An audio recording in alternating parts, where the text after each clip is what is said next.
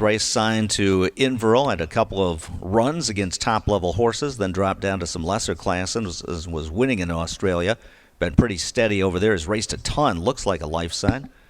And he has $310,000 on his card. North American debut here. They're heading to the start.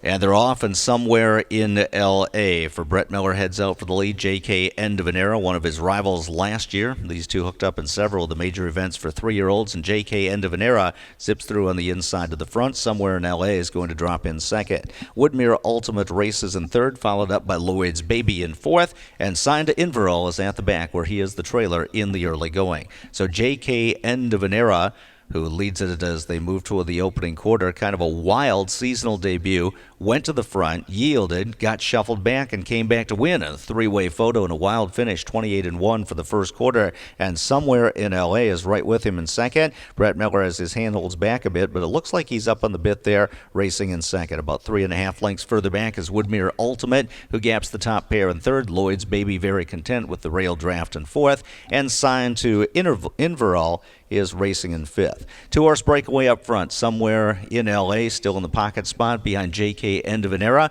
56 seconds, 27-4 in the second quarter as these two have broken away from the group as they move on to the far turn. And J.K. Endofanera, who looks even stronger as a 4-year-old for Gingras, going well. Right in behind is Somewhere in L.A., who's showing the whip in second. And these two now have about 6 lengths on Woodmere Ultimate, who can't keep pace. Lloyd's Baby looks to move around him. And Signed to Inverell is at the back, trailing the field. They're through 3 quarters in 1:23-3.